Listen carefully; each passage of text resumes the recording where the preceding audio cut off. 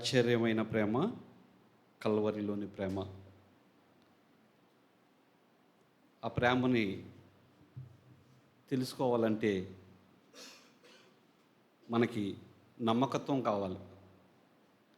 నమ్మకత్వం లేకుండా ఆ ప్రేమను మనం రుచి చూడలేము. ఒక మాట చదువుకుని వాక్యంలోంచి కొన్ని మాటలు చూద్దాం. అపోస్తలుడైన పౌలు తిమోతికి రాసినటువంటి మొదటి పత్రిక నుండి ఒక మాట చదువుచున్నాను. అపోస్తలుడైన పౌలు తిమోతికి రాసిన మొదటి పత్రిక మొదటి అధ్యాయము 12వ వచనంలో ఈ విధంగా ఉంది. పూర్వము దోషకుడును హింసకుడును హానికరుడైన నన్ను తన పరిచర్యకు నియమించి నమ్మకమైన వానిగా ఎంచినందుకు నన్ను బలపరిచిన మన ప్రభు అయిన క్రీస్తు యేసుకు కృతజ్ఞుతునై ఉన్నాను. నమ్మకంగా ఎంచినందుకు. అలాగే సంఖ్యాకాండంలో ఒక మాట ఉంటుంది, చూద్దాం. సంఖ్యాకాండము 12వ అధ్యాయము 7వ వచనంలో ఈ మాట కనిపిస్తుంది. అతడు నా ఇల్లంతటిలో నమ్మకమైన వాడు. అతడు నా ఇల్లంతటిలో నమ్మకమైన వాడు అని ఆ మాట కనిపిస్తుంది. మత్తయి సువార్తలో ఇంకొక మాట చూసుకున్న తర్వాత మన వాక్యంలోకి వివరణలోకి వెళ్దాం. మత్తయి సువార్త 25వ అధ్యాయము 15వ వచనంలో ఈ విధంగా కనిపిస్తుంది. ఒకనికి 5 తలాంతులను, ఒకనికి 2, ఒకనికి 1 ఎవని సామర్థ్యం చొప్పున వానికిచ్చి వెంటనే దేశాంతరం పోయెను. చాలు. 21వ వచనం చదువుదాం, చూడండి మళ్ళీ. అతని యజమానుడు, భలా నమ్మకమైన మంచి దాసుడా, నీవు ఈ కొంచెంలో నమ్మకంగా ఉంటివి, నిన్ను అనేకమైన వాటి మీద నియమించుదును. చిన్న ప్రార్థన చేసుకుందాం. దయగల తండ్రి, ప్రేమగల ప్రభువా, నీ దయగలిగిన కృప కలిగిన నామమునకు స్తోత్రాలు చెల్లిస్తున్నాం. తండ్రి, మీరు అనానుకూల వాతావరణం ఉన్నప్పటికీ అనుకూలపరిచి మమ్మల్ని చేర్చినందుకు మీకు స్తోత్రాలు చెల్లిస్తున్నాం. తండ్రి, మేము ధ్యానించేటప్పుడు మీరు మాకు ఇచ్చినటువంటి వాక్య భాగాలను తండ్రి మేము వివరించుకోబోతుండగా మీరు సహాయం చేసి అర్థమయ్యేలాగా మీరే వివరిస్తారని, మీరే వివరించి అర్థమయ్యేలాగా మాకు అనుగ్రహించమనుటూ నీకే కృతజ్ఞతాస్తుతులు చెల్లిస్తూ మేము తగ్గించుకుంటూ నీ నామాన్ని ఘనపరుస్తూ మా ప్రభు, మా రక్షకుడు, మా విమోచకుడైనటువంటి యేసుక్రీస్తు ఘనమైన నామంలో ఈ ప్రార్థన సమర్పించి వేడుకుంటున్నాం మా పరమ తండ్రి. ఆమేన్. మనం చదువుకున్న ఈ భాగంలో మొదటి భాగంలో పౌలు గారు తన వ్యక్తిగతమైన సాక్ష్యాన్ని చెప్తున్నట్టుగా మనం చూస్తాం. ప్రభువు నన్ను నమ్మకమైన వాడిగా ఎంచెను. సంఖ్యాకాండంలో మోషే గారి కోసం ప్రభువే ఇతడు నా ఇల్లంతట్లో నమ్మకమైన వాడు అని చెప్పినట్టుగా చూస్తున్నాం. 3వ భాగంలో భలా నమ్మకమైన మంచి దాసుడా అని చెప్పినట్టుగా 3 భాగాలను మనం చదువుకున్నాం. మన శీర్షికలో వ్యక్తిగతమైన నమ్మకం, సంఘంలో నమ్మకత్వం, ఈరోజు ఆర్థిక విషయాల్లో నమ్మకత్వం అనే ఇది 3వ భాగానికి వచ్చేసాం. అయితే ఆర్థిక విషయాల్లో నమ్మకత్వం చూసే ముందు నమ్మకత్వం ఏంటి అన్నది కొంచెం అర్థం అవుతే ఇంకా మంచిగా అర్థం అవ్వడానికి అవకాశం ఉంటుంది. నేను ఈ భాగాన్ని నాకు ఇచ్చేటప్పుడు ఒక క్వశ్చన్ నేనే సంధించుకున్నాను. నమ్మకం అంటే ఏంటి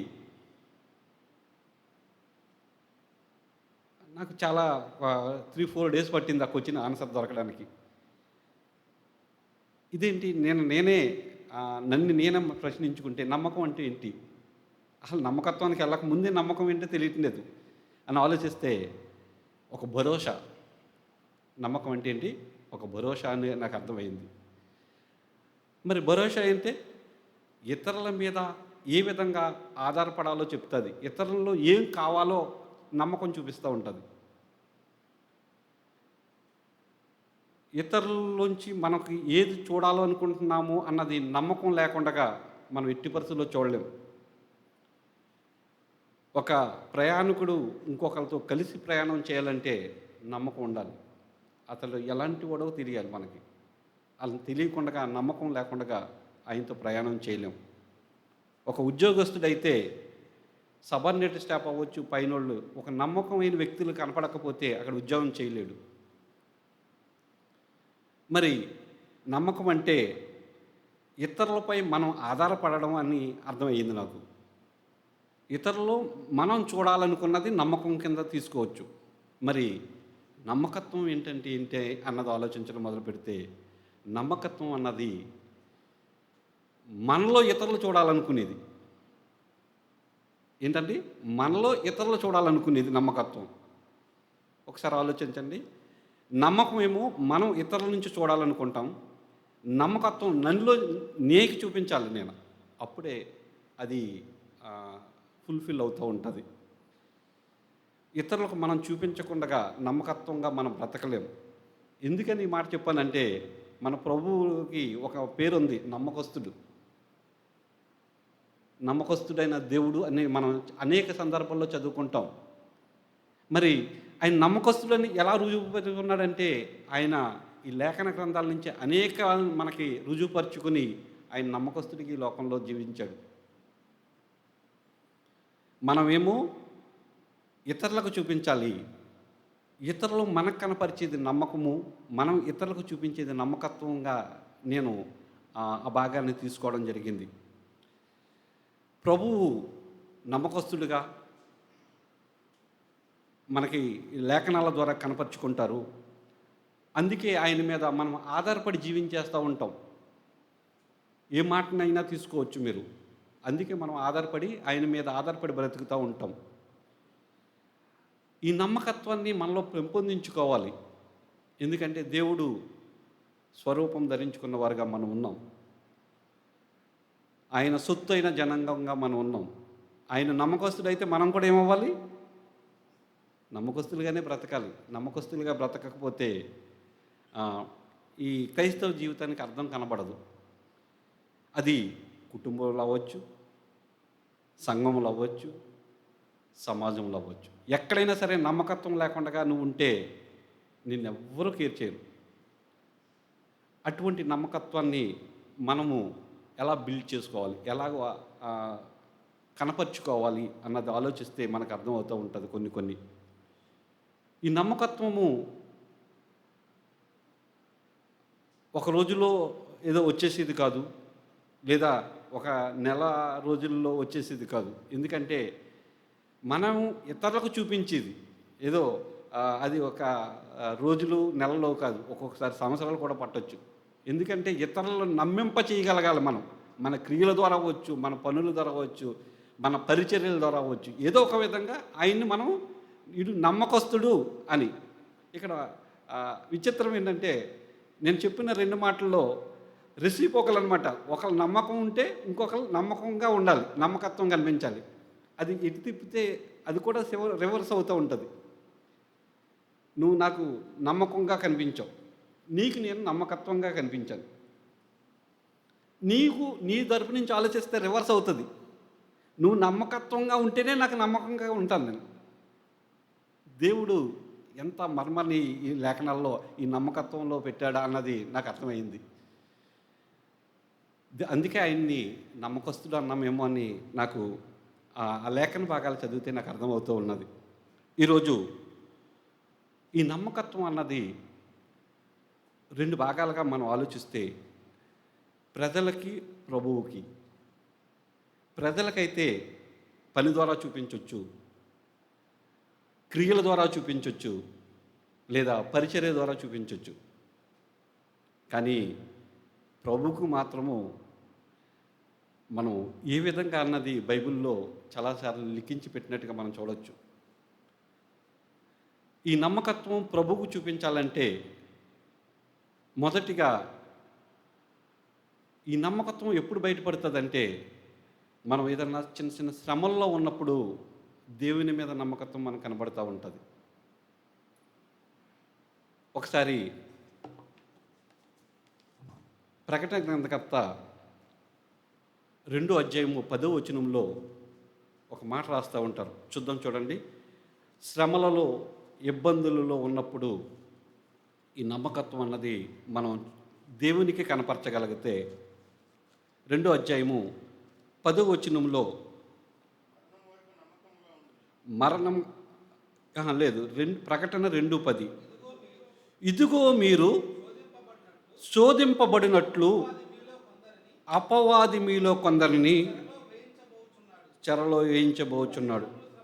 10 దినములు శ్రమ కలుగును, మరణం వరకు నమ్మకముగా ఉండుము, చాలు, జీవ కిరీటం ఇచ్చేదను. శ్రమలు క్రైస్తవులు కలిగినప్పుడు నమ్మకత్వం అన్నది దేవునికి కనబడాలి. మనది అంత బాగున్నప్పుడు దేవునికి నేను నమ్మకస్తుల్లా కనపడొచ్చేమో. నాలో సమస్తము బాగున్నప్పుడు, పరిస్థితులన్నీ అనుకూలించినప్పుడు నమ్మకంగా కనపడటం పెద్ద గొప్ప కాదేమో. కానీ ఇంట్లో ఇబ్బందులు కానీ, శోధనలు కానీ, పరిస్థితులు కొంచెం తారుమారైనప్పుడు దేవుడికి నమ్మకస్తుల్లా కనబడటం చాలా గొప్పతనం. అది చాలా సింపుల్గా అనుకుంటాం, కానీ ఆ బాధ నుంచి వచ్చిన వాళ్ళకి కానీ, బాధలు పడుతున్న వాళ్ళని కానీ గమనించగలిగితే మనకు అర్థమవుతూ ఉంటుంది. నమ్మకస్తుడిగా నేను దేవుడికి ఉంటున్నానా లేదా. ఒక్కసారి ఇమాజిన్ చేయండి, నా ఇంట్లో నా అనుకున్న వాళ్ళు ఎవరు నాకు తోడుగా లేరు. సపోజ్ నేను దేవుని సన్నిధికి వచ్చి ఆరాధించగలుగుతానా? చాలా కష్టం, చాలా కష్టం. ఇంట్లో పరిస్థితులు బాగలేదు, దేవుణ్ణి ఆరాధించే పరిస్థితికి తీసుకురండి, అప్పుడు మన నమ్మకత్వం బయటకు వస్తుంది. పౌలు గారు, యోహాన్ గారు శ్రమలలో, ఇబ్బందుల్లో ఉన్నప్పుడు నమ్మకంగా ఉండు, నీకు జీవ కిరీటం ఇస్తాను అని ఈ లేఖన భాగాన్ని మనం గుర్తు చేసుకుంటే, నమ్మకంగా ఉండాలి అంటే, నమ్మకస్తులుగా ఉండాలంటే శ్రమల్లోకి వెళ్ళినప్పుడు క్రైస్తవులను చూస్తే తెలుస్తుందంట. రెండో మాటగా చూడండి. ఇందాక చదివాను చూసారా, మత్తయి సువార్తలోని 21వ వచనంలో 2వ భాగంలో మాట కనిపిస్తుంది. చూడండి. మత్తయి సువార్త 25వ అధ్యాయము 21వ వచనం. మీరు కొంచెములో నమ్మకంగా ఉంటివి, అనేకమైన వాటి మీద నియమిస్తాను అని ప్రభువు చెప్తున్నాడు. ఇక్కడ నేను తీసుకున్నది ఏంటంటే, కొంచెంలో నమ్మకత్వంగా ఉండాలి. క్రైస్తవులంతా అంటే మన దీన్ని విమర్శించడం కాదు, ఎవరిని తప్పు పట్టడం కాదు, కానీ కొంచెంలో కాదు, కానీ పెద్ద పెద్ద విషయాల్లో మాత్రం నమ్మకంగా ఉంటాం క్రైస్తవులు అందరూ. పెద్ద విషయాలు ఏంటి అంటే, నేను బాప్తీసం తీసుకున్న తీర్మానం తీసుకున్నాను, నమ్మకంగా జీవిస్తాను, వెరీ గుడ్. నేను ప్రతిరోజు దేవుని సన్నిధిలో మోకరించాలని తీర్మానం, అలాంటి పెద్ద పెద్దవి, అంటే లాంగ్ డిస్టెన్స్ ఉన్నాయన్నీ బాగా చేస్తూ ఉంటారు. సడన్గా చిన్న జలుబు చేస్తుంది, ఆ రోజున రారు. క్రైస్తవులు అంటే మనమే చిన్న జలుబు చేసినప్పుడు దేవునికి నమ్మకస్తులుగా ఉన్నారని కోల్పోతూ ఉంటాం. పెద్ద విషయాల్లో బాగానే ఉంటాం, చిన్న చిన్న విషయాలు. ఇక్కడ మనం చదువుకున్నాం చూసారా, కొంచెంలో నమ్మకంగా ఉన్నాడంట. కొంచెంలో నమ్మకం ఉన్నందుకు ఆయనకి బల నమ్మకమైన మంచి దోషుడు అని పేరు తెచ్చుకున్నాడంట. జ్వరం కానీ, జలుబు కానీ, దగ్గు కానీ వస్తే మన నమ్మకత్వం ఏ విధంగా ఉంది? జస్ట్ ఒక 3 months బ్యాక్ వెళ్దాం మన ఆలోచనల్ని. ఈ రోజు నుంచి ఒక 3 నెలలు వెళ్దాం. 3 నెలల్లో ఏదన్నా కారణం చేత ఆరాధన మానేశానేమో, ఏదన్నా కారణం చేత చర్చికి రావడం మానేశానేమో, ఒకసారి ఆలోచిద్దాం. ఆ ఆలోచన ఏ టైప్ ఆఫ్ది అంటే నమ్మకత్వాన్ని కోల్పోయామా లేదా, లేదా నమ్మకంగా జీవించామా లేదా, మనం అర్థం చేసుకోవచ్చు. రక్షణ తీర్మానం కానీ, ప్రభువుగా అంగీకరించడం, ఇలాంటివి చాలా మనల్ని తీర్మానాల్లో మనం గట్టెక్కుతున్నాం. కానీ చిన్న చిన్న విషయాల్లో మనం తప్పిపోతున్నట్టుగా మనం చూస్తూ ఉంటాం. ఈ నమ్మకం ప్రభువులో సరిగ్గా ఉంటే ఆయన ఏమంటారు, అది ఆయనలో మనము ఆనందించేవారుగా ఉంటాం. ఆయన అంటున్నాడు, నా సంతోషంలో పాలు పంపులు పొందుతారు మీరు. ఈ భాగంలోనే ఉంటుంది అది. ఏంటంటే ఆయన సంతోషంలో పాలు పంపులు పొందుగా ఉంటామని ఆ లేఖన భాగాన్ని నుంచి మనం చూస్తూ ఉంటాం. శ్రమల్లో క్రైస్తవుని యొక్క నమ్మకత్వం బయటపడుతుంది. చిన్న చిన్న విషయాల్లో నమ్మకత్వం బయటపడుతుంది. ఇంకో మాట చూద్దాం, చూడండి. నెహెమ్యా గ్రంథంలో, నెహెమ్యా గారు రాస్తున్నటువంటి గ్రంథం నుంచి 9వ అధ్యాయంలో ఒక మాట ఉంటుంది. ఒక్కసారి చూద్దాం, చూడండి. నెహెమ్యా 9వ అధ్యాయము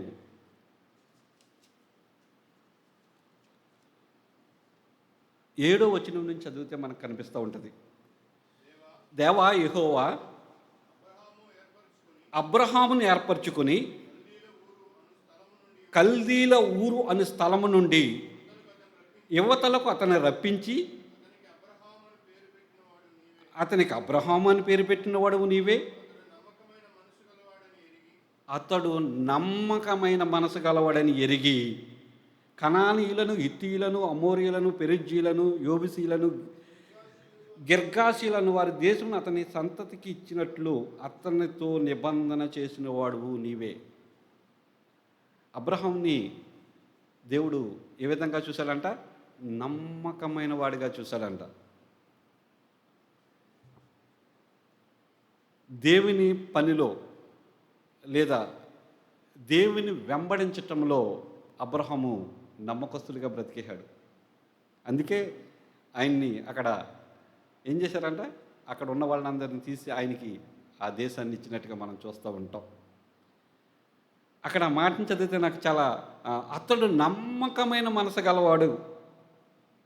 ఈరోజు మనల్ని మనం పరీక్షించుకుంటే నమ్మకంగా మనసు ఉందా మనకి? శ్రమల్లో బాగానే ఉన్నాం, ఓకే, చాలా బాగుంది. తర్వాత ఇందాక చదివిన మాటల్లో కొంచెంలో కూడా హ్యాపీ, బాగానే ఉన్నాం. మరి నమ్మకమైన మనసుకి లేకపోయిందేమో, ఆ నమ్మకమైన మనసులో కానీ అంత తేడా కొడుతుందేమో ఒకసారి మనం పరీక్షించుకుంటే మనకు అర్థమవుతూ ఉంటుంది. అబ్రహాంకి ఏ పరీక్ష పెట్టినా నెగ్గాడంట. నేను ఓ బుక్లో చదివాను, ఏ పరీక్ష పెట్టినా. మరి మనకి ఏదన్నా పరీక్ష కొరక మనసు అది వెంబడించడానికి సంబంధించిన పరీక్ష ఏదన్నా పెట్టామంటే మనం పాస్ అవుతామా లేదా అని ఈ లేఖన భాగాలు చదివితే నాకు ఒక్కొక్కసారి ఆ ఆలోచన తట్టిది. మరి వెంబడించటంలో మరి నమ్మకత్వం చూపించామా లేదా, మనల్ని మనం పరీక్షించుకుంటాం, ముందుకు సాగుదాం. అలాగే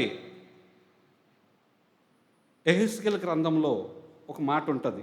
నేను ఒక 5 మాటలే చూపిస్తాను, 6 మాటలు చూపిస్తాను, ఎక్కువ చూపించలేను. కానీ యెహెజ్కేలు గ్రంథము 48వ అధ్యాయము 11వ వచనములో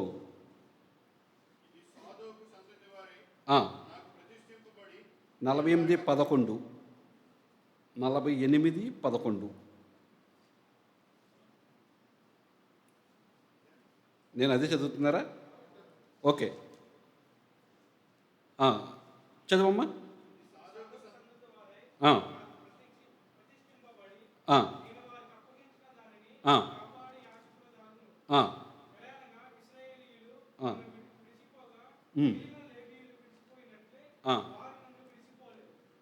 ఇక్కడ ఈ మాటలు చదువుతుంటే నేను వేరే గ్రంథం చూసుకుని మిమ్మల్ని అడుగుతున్నాను అనమాట.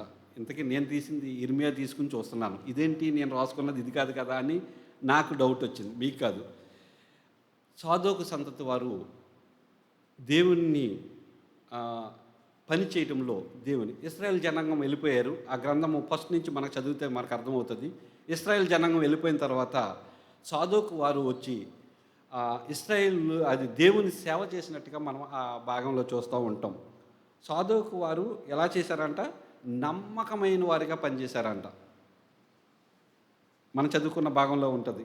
ఏంటంటే వారికి అప్పగించిన దాన్ని కాపాడుటకు ఇశ్రాయేల్ నన్ను విడిచిపోగా మిగిలిన లేవికులు విడిచిపోయారు, వారు నన్ను విడిచిపోలేదు.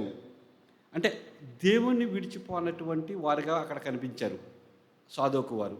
ఈరోజు నమ్మకత్వం అంటే నేను విడిచిపోతున్నానేమో, లేదా దేవునికి దూరం అవుతున్నానేమో, ఒకవేళ దూరం అయితే నమ్మకస్తుడిగా కోల్పోతానేమో అనే భయంతో మనం ఈ లేఖన భాగాన్ని చదివితే మనకు అర్థమవుతూ ఉంటుంది.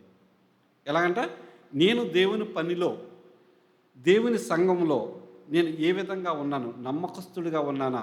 సాధుకు వారు అయితే నమ్మకంగానే పనిచేశారు, వారు విడిచిపోలేదంట. మరి మనం ఏ విధంగా ఉన్నామో ఈ మాటను బట్టి మనం గ్రహించవలసిన వారిగా ఉంటాం. అలాగే మత్తయి సువార్తలో ఒక మాట ఉంటుంది, దేవుని యజమాని ఇంటి వారికి అన్నం పెట్టుటకు నమ్మకమైన వారిగా ఉండాలి అని ఉంటుంది. ఒకసారి చదవండి 24వ అధ్యాయంలో, మత్తయి సువార్త 24వ అధ్యాయంలో 45వ వచనంలో కనిపిస్తుంది ఆ మాట. యజమానుడు తన ఇంటి వారికి తగిన వేళ అన్నం పెట్టుటకు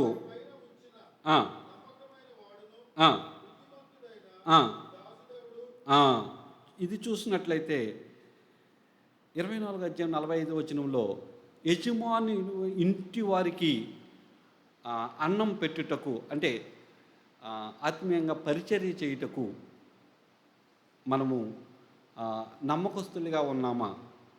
ఈ మాటని హృదయాంతరంగాలోకి తీసుకుంటే నేను దేవుని పరిచర్య చేయడానికి దేవుని పిల్లలకి నమ్మకస్తుడిగా ఉన్నానా మనకి అర్థమవుతూ ఉంటుంది. ఈ మాటలను బట్టి నేను శ్రమలలో నమ్మకంగా ఉన్నానా, నమ్మకస్తుడిగా దేవునికి కనపరుచుకున్నానా?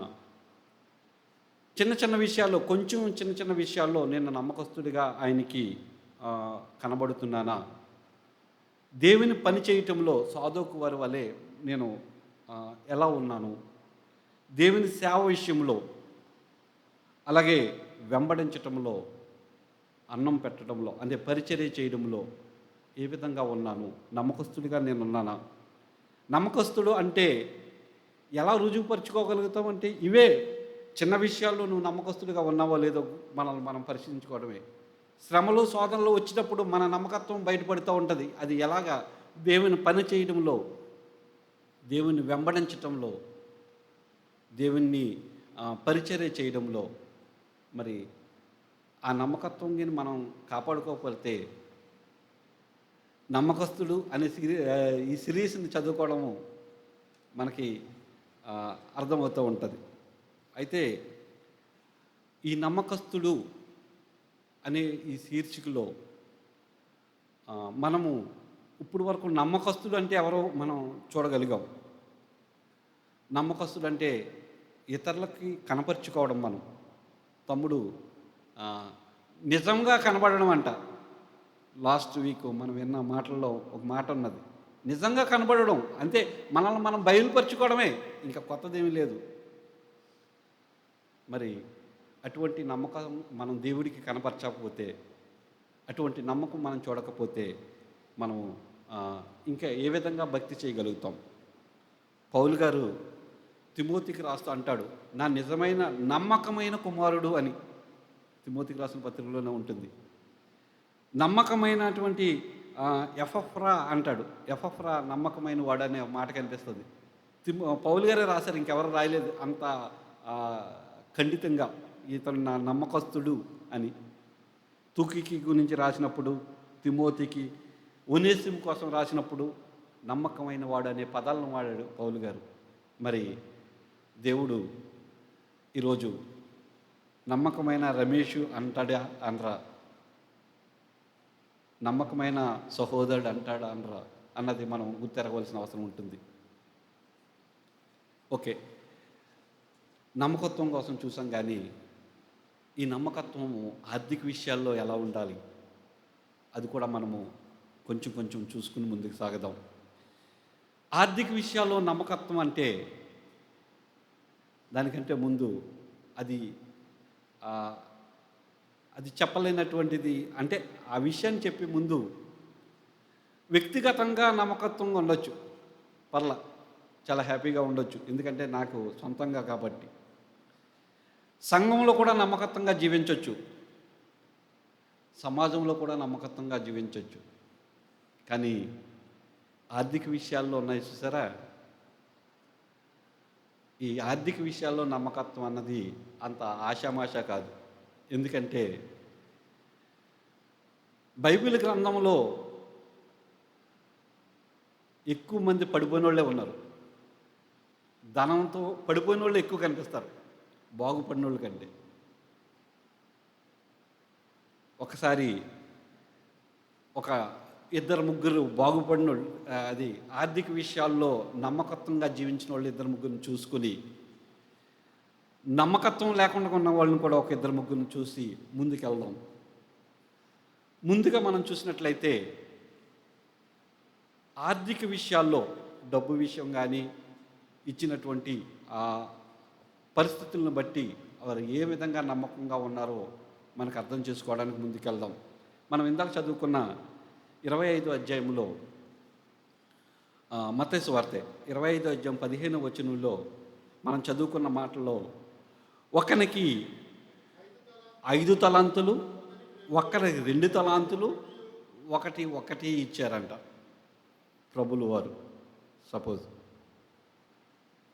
ఈరోజు మనకు కూడా ఇక్కడ కూర్చున్న మనకు కూడా ఒకళ్ళకి 5, ఒకళ్ళకి 2, ఒకళ్ళకి 1 పంచుకుంటా పోయారనుకోండి,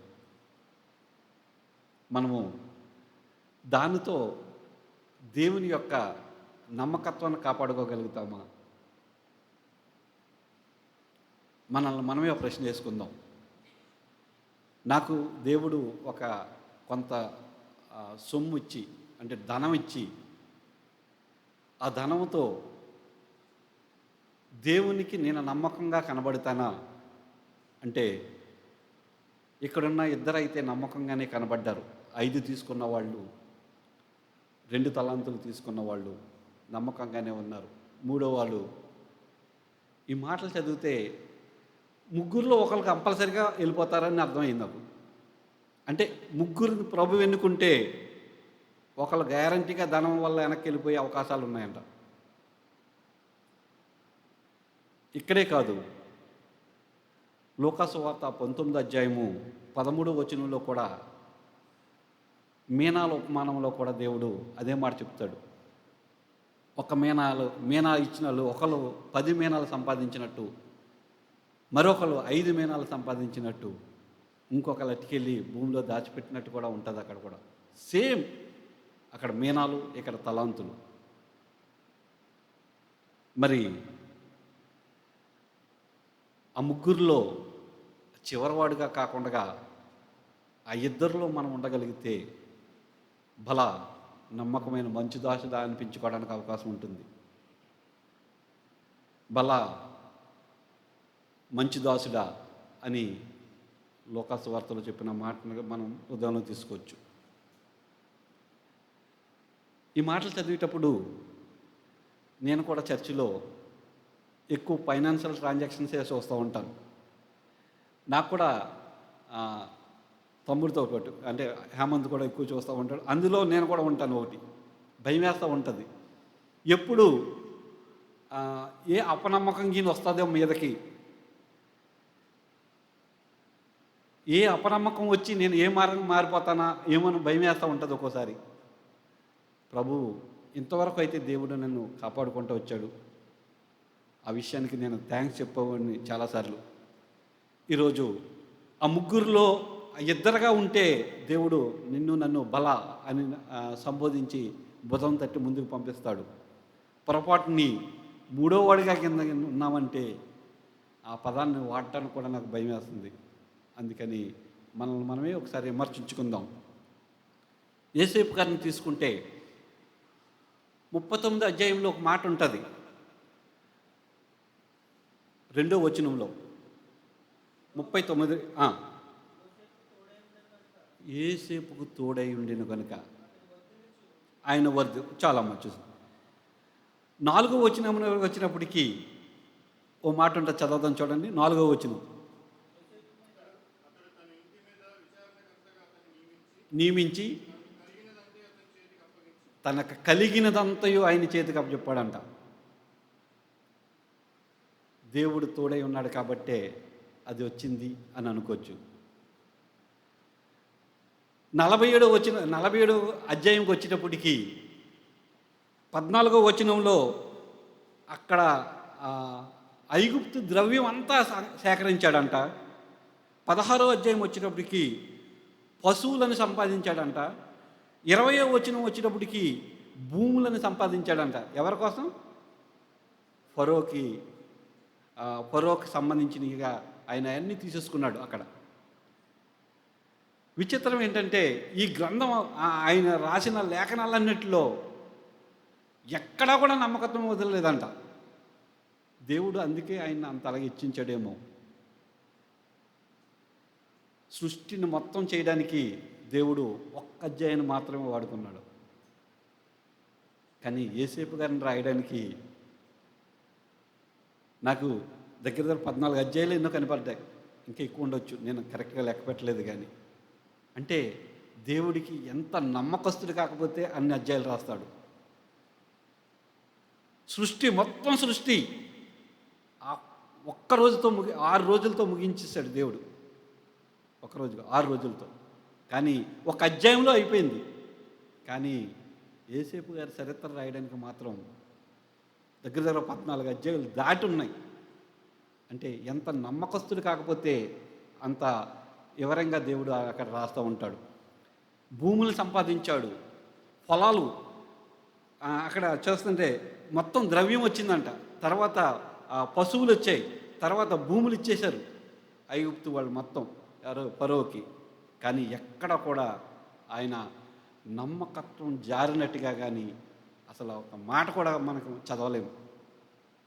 నమ్మకత్వం అంటే ఇదేమో అని అనిపించింది. ఆర్థిక విషయాల్లో నమ్మకత్వం ఈ విధంగా ఉండాలా అన్నది నాకు అర్థమైంది.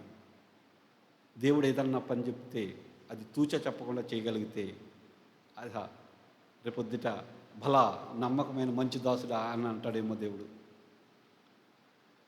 యోసేపు గారు నెహెమ్యా గారిని చూసుకున్న నెహెమ్యా గారు కూడా అంతే. అక్కడ ఆ గోడ కట్టడానికి వెళ్ళినప్పుడు ఆసాపుకి ఒక పత్రిక ఇస్తాడు అక్కడ ఉన్న రాజుగారు. ఏంటంటే ఏం కావాలంటే తీసుకోమని. అసలు ఆ భాగం చదువుతుంటే అనిపిస్తుంది అనమాట, ఇది శుభ్రంగా ఒక ఇల్లు కట్టుకోవచ్చు కదా. ఆయనకేమీ లేవు అక్కడ. ఆయన కూడా ఒక చిన్న ఎంప్లాయ్ కింద ఉన్నాడు, ఇక్కడికి వచ్చాడు. అక్కడ కొంచెం పర్యవేక్షించే వాళ్ళు కూడా లేదు, ఆయనే. మరి యోసేపు గారు కూడా ఒక మంచి బంగ్లా కట్టుకుని, లేదా ఆయన కోసం కొన్ని. విచిత్రం ఏంటంటే యోసేపు గారి జీవితంలో ఇవి సంపాదించుకున్నాడు అన్నది ఎక్కడా కనపడదు. ఇవి నాకు ఆయన కొరకు సంపాదించుకున్నాడు అని ఎక్కడ కనిపించదు. ఇక్కడ నెహెమ్యా గారు కానీ, అలాగే ముందు గ్రంథంలో ఎజ్రా గ్రంథంలో 1వ అధ్యాయం 7వ వచనంలో బంగారు పాత్రలు, వెండి పాత్రలు అంటే యెరూషలేముకి తీసుకెళ్ళడానికి ఒక ఆయన్ని పెడతారు. ఆయన కానీ ఇలాగ ఎంతోమంది కనిపిస్తారు. కొంతమంది అంటే ఎక్కడ కూడా వారు నమ్మకత్వాన్ని వదులుకోలేకపోయారు. మరి అందుకే వారు ఈరోజు మనం చదువుకోవడానికి మనకి పురుకొల్పుగా మాటలు మనం చూస్తూ ఉంటున్నాం. కానీ వీరే కాదు, నమ్మకత్వాన్ని కోల్పోయిన వాళ్ళు కూడా బైబిల్లో చాలామంది ఉన్నారు. వాళ్ళని కూడా ఒక 2-3 మీ మధ్యకి తీసుకొచ్చిన తర్వాత ముందుకు సాగుతాను. తమ్ముడు లాస్ట్ టైము మనం చదువుకున్న సంఘంలో నమ్మకత్వం అన్న దాంట్లో అననీయ సప్పేరాలు అపోస్తుల కార్యం 5వ అధ్యాయంలో మనకు కనిపిస్తూ ఉంటుంది. వారు ధనాన్ని చూసేటప్పటికీ, ధనం వారు కనబడేటప్పటికీ వారు తప్పిపోయినట్టుగా మనం చూస్తూ ఉంటాం. మీరు వెళ్ళిన తర్వాత చదవండి. ఆ భాగం మనకు అందరికీ తెలిసిన భాగమే. ఏమైందంట? ధనం చూసినప్పుడు తప్పిపోయారు. మరి నమ్మకత్వం అంటే అదేనా? నమ్మకత్వం అంటే తప్పిపోవడమా? వారు అప్పుడు వరకు బాగానే ఉన్నారు. ఆ పొలం అమ్మిన పిమ్మట వారు ఆ నమ్మకత్వాన్ని కోల్పోయి దేవునికి దూరమయ్యి చనిపోయినట్టుగా మనం చూస్తూ ఉంటాం. దేవునితోనే తిరిగి, దేవునితోనే పరిచర్య చేసి, దేవుని నీడ నంపడే నడిచిన ఇస్కరియోతు కూడా తప్పిపోయినట్టుగా మనం చూస్తూ ఉంటాం. ఆయనకు బోధ లేదా? ఆయనకు పరిచర్య లేదా? ఆలోచన లేదా? అన్నీ ఉన్నాయి. కానీ ధనము, డబ్బు చంచి చేతిలో ఉండడం వల్లే ఆయన తప్పిపోయినట్టుగా మనం చూస్తూ ఉంటాం. ఈరోజు ఇందాక అన్నాను చూసారా, మనిషి హృదయము ఏ విధంగా మారుతుందో ఎవరికీ తెలియదు. అయితే ప్రభువుని వేడుకుంటూ ముందుకు సాగడమే సంపూర్ణ మగు వరకు అని మనం చదువుతూ ఉంటాం. స్వారూప్యంను ధరించుకున్న వారిగా ఆ స్వారూప్యంలో రోజుకు ఒక మెట్టు ఎక్కుతూ ముందుకు సాగుతూ ఉండాలి. అననీయ సప్ఫీరాలు తప్పిపోయారు. ఇస్కరియోతు యోధా తప్పిపోయాడు. పాత నిబంధన గ్రంథంలోకి వచ్చితే గెహజీ కూడా తప్పిపోయాడు. లేఖన భాగాలు ఉన్నాయి కానీ ఆయన గెహజీ గారు అంటే ఇంటిలో దాచి అనే పదం కనిపిస్తూ ఉంటుంది.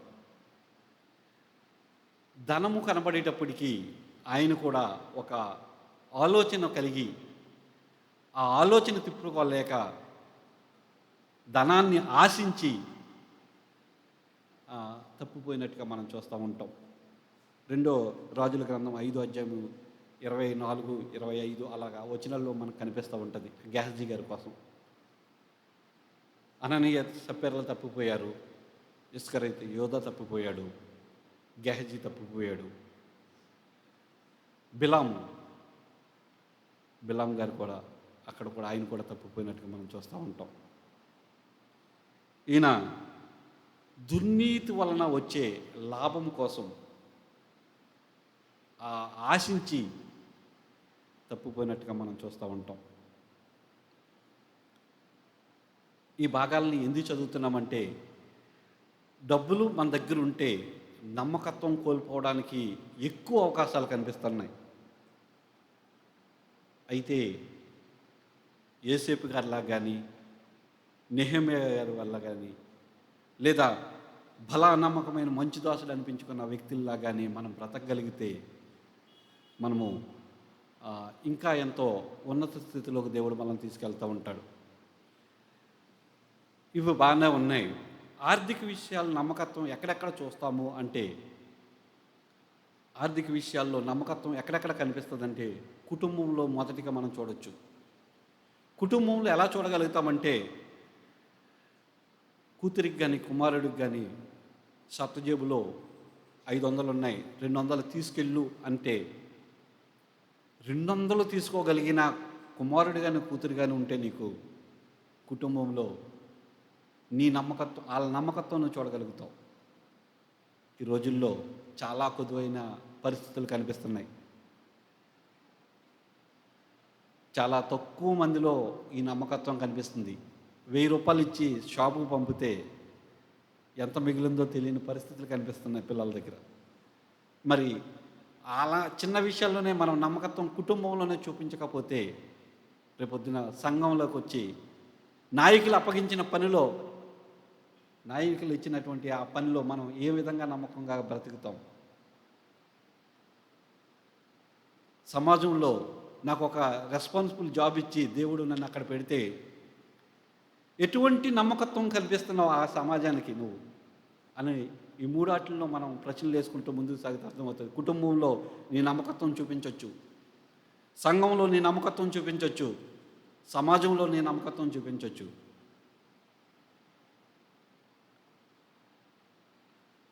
యెహోషువ గ్రంథంలో ఒక మాట ఉంటుంది, ఎవరు ఏమైనా సరే నాకు అనవసరం. నేను నా ఇంటి వారు మాత్రమే దేవుణ్ణి సేవిస్తామనే నమ్మకత్వం దేవునికి ఇచ్చినట్టుగా మనం చూస్తూ ఉంటాం మాటలో. ఏంటంటే అది నేను నా ఇంటి వారు యెహోవాను సేవిస్తాము అనే నమ్మకత్వం దేవునికి కనపరిచాడు.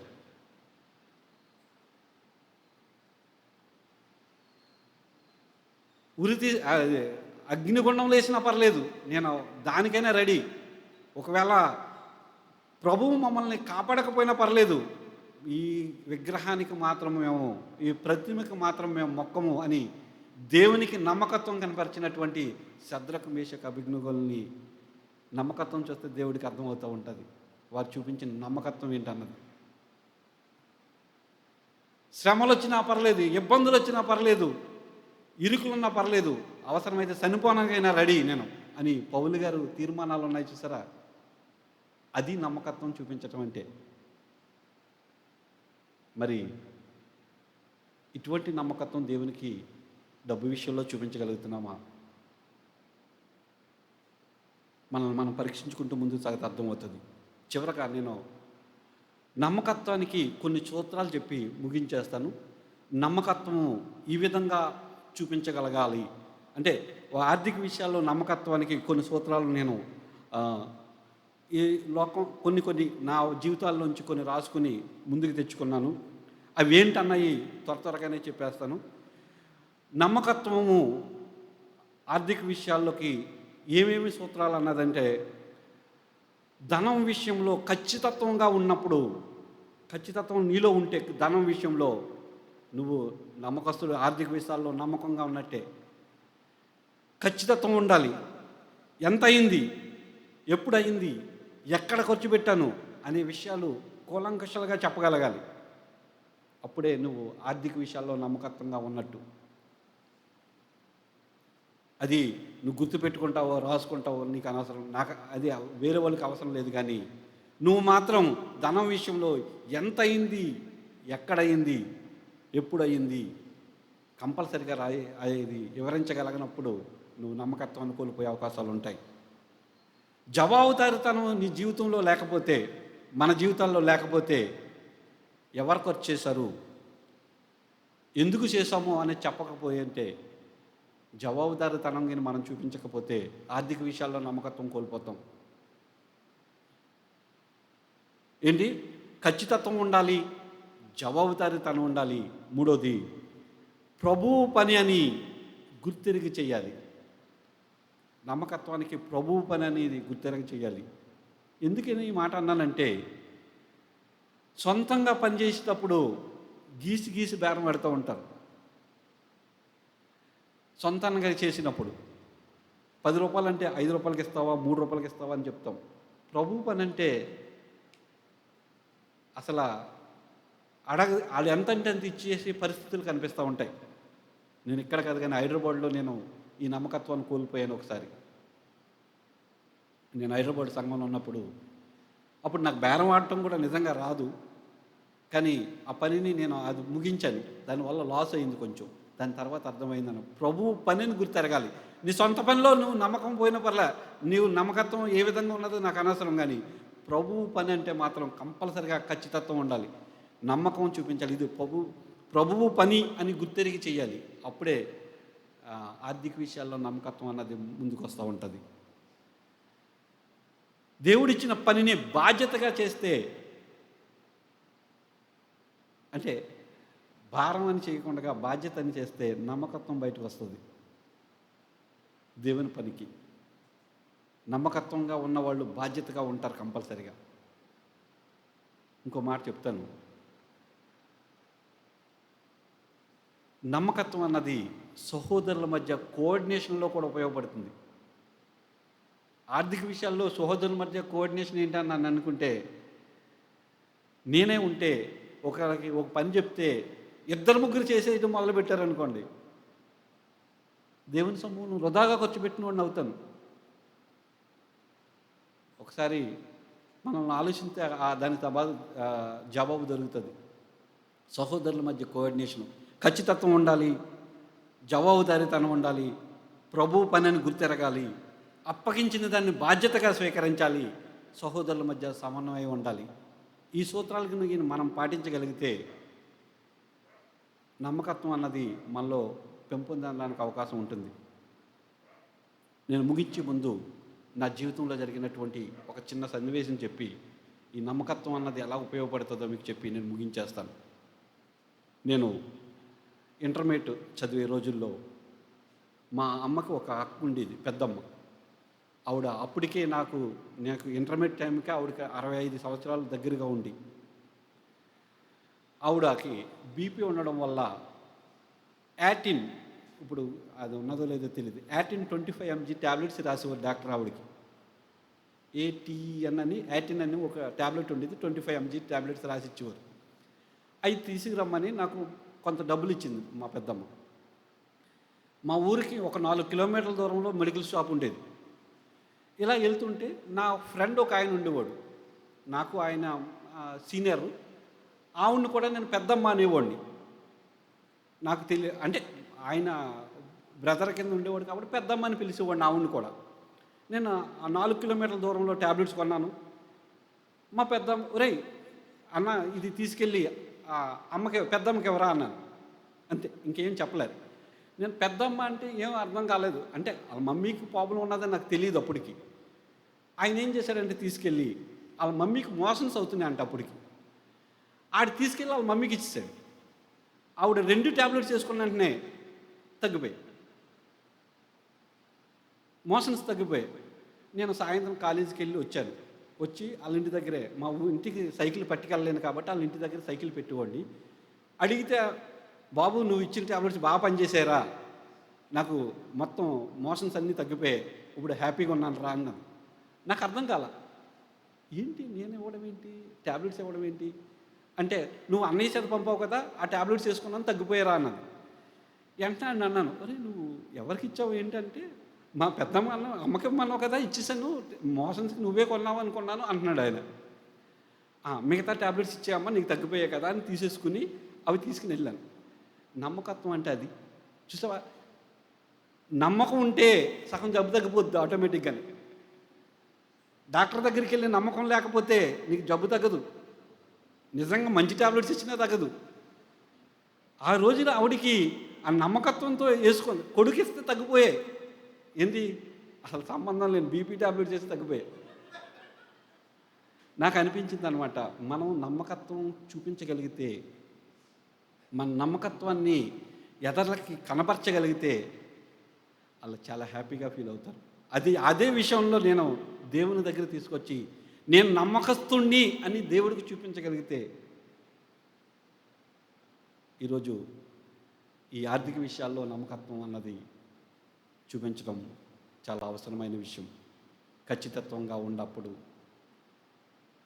జవాబుదారీతనం కనబడినప్పుడు, ప్రభు పని గుర్తెరిగేటప్పుడు, అప్పగించిన బాధ్యతని నెరవేర్చినప్పుడు, అలాగే సమన్వయంతో సహోదరుల మధ్య ఉన్నప్పుడు ఈ నమ్మకత్వం అన్నది, ఆర్థిక విషయాల్లో నమ్మకత్వం అన్నది మనకు కనబడుతూ ఉంటుంది. ప్రార్థన చేసుకుందాం. దేవుడు ఆర్థిక విషయాల్లో నమ్మకత్వాన్ని మన ముందుకు పెట్టారు. తలాంతులలో బల అని చెప్పి నమ్మకమైన వాడిగా గుర్తెరిగేలా చేశారు. మీనాల విషయంలో బల అని చెప్పిన విషయం మనం చూస్తాం. యోసేపు గారిని చూసాం, నెహెమ్యాని చూడొచ్చు. వారందరూ ఆర్థిక విషయాల్లో దేవునికి ఇష్టలుగా బ్రతికారు, చెప్పినది చెప్పినట్టుగా చేశారు. మరి చెప్పింది చెప్పినట్టుగా చేయలేని వారు కూడా మనం చూసాం.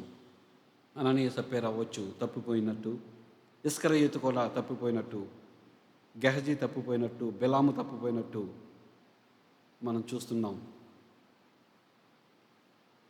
నీ కుటుంబంలో నువ్వు నమ్మకస్తుడిగా ఆర్థిక విషయాల్లో కనపరుచుకోగలుగుతున్నానా?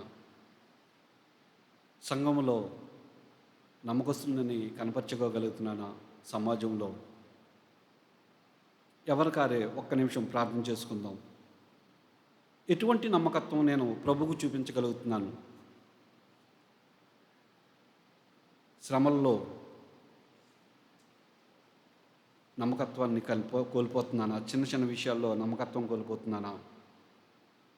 దేవుని పనిలో, వెంబడించటంలో, సేవ విషయంలో, పరిచర్య విషయంలో నా ఇల్లంతటిలో నమ్మకమైన వాడని మోషే గారికి సాక్ష్యం చెప్పినట్టుగా ఈరోజు మన కోసం కూడా దేవుడు చెప్పే అవకాశం ఉందా లేదా పరీక్ష చేసుకుందాం. ఎవరు మౌనంగా ఉండకుండా ఒక్కసారి మనల్ని మనం ఆలోచింపజేసుకుందాం.